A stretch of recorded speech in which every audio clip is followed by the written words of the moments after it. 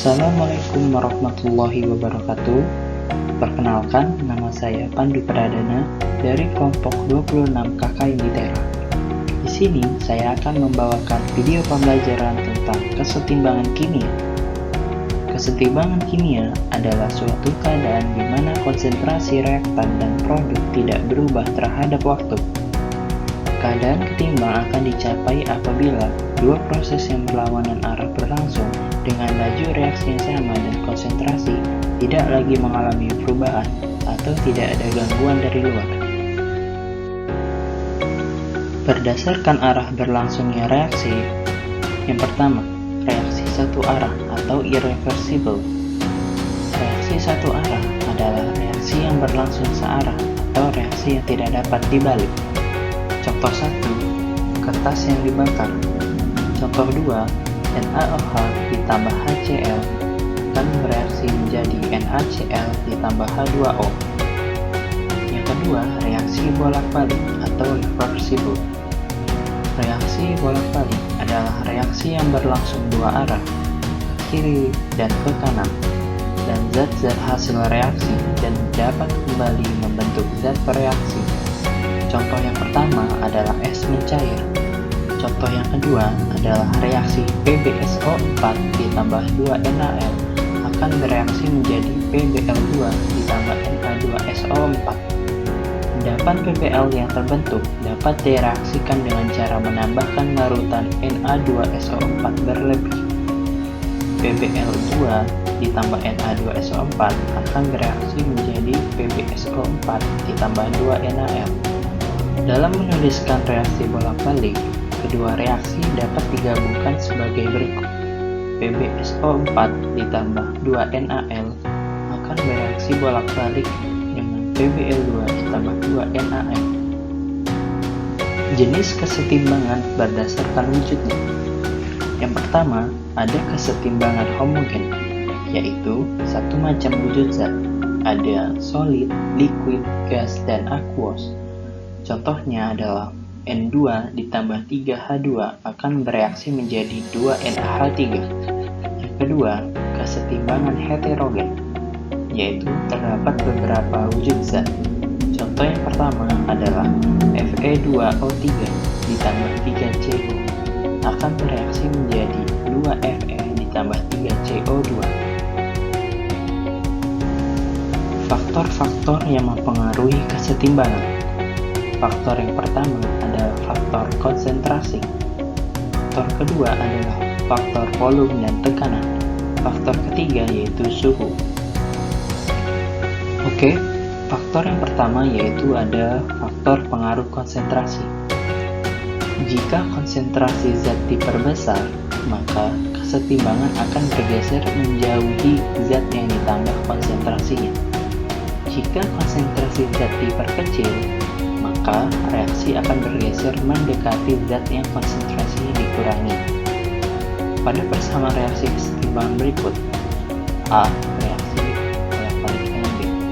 Jika konsentrasi A ditambah, maka kesetimbangan bergeser ke arah B, dan sebaliknya. Jika konsentrasi A dikurangi, maka kesetimbangan bergeser dari B ke A, dan sebaliknya. Kemudian ada contoh soal. Diketahui reaksi kesetimbangan yaitu BiCl3 ditambah H2O akan bereaksi bolak-balik dengan BiOCl ditambah 2HCl. Pertanyaannya adalah kemana kesetimbangan akan bergeser jika pada temperatur tetap? Yang A, BiCl3 ditambah, yang B, HCl-nya dikurangi. Jadi jawaban cara pengerjaannya adalah yang A, BiCl3 ditambah. Jadi pergeseran kesetimbangan itu akan berasal dari BiCl3-nya. Jadi pergeseran kesetimbangan yaitu akan dari kiri menuju ke kanan. Yang B, HCl-nya dikurangi. Cara pengerjaannya adalah maka pergeseran kesetimbangannya berasal dari HCl-nya, yaitu berarti pergeseran kesetimbangannya dari kiri ke kanan. Yang kedua, ada faktor pengaruh volume dan tekanan. Jika dalam suatu sistem kesetimbangan dilakukan aksi yang menyebabkan perubahan volume, bersamaan dengan perubahan tekanan, maka dalam sistem akan mengadakan reaksi berupa pergeseran kesetimbangan. Pertama, jika tekanan diperbesar, volume diperkecil, maka kesetimbangan akan bergeser ke arah jumlah koefisien yang kecil. Yang kedua, jika tekanan diperkecil, volume diperbesar, maka kesetimbangan akan bergeser ke arah jumlah koefisien yang besar. Di sini ada contoh. Yang pertama, pada reaksi kesetimbangan, N2 ditambah 3H2 akan bereaksi menjadi 2NH3.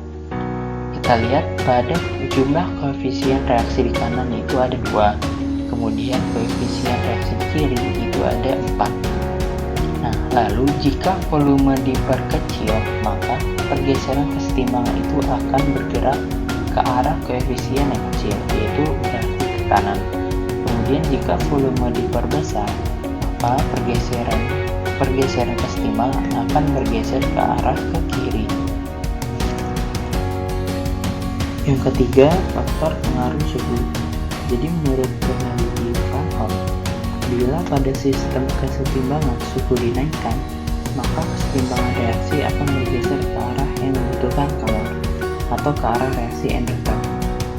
Bila pada sistem kesetimbangan suhu diturunkan, maka kesetimbangan reaksi akan bergeser ke arah yang melepaskan kalor atau ke arah reaksi exotherm.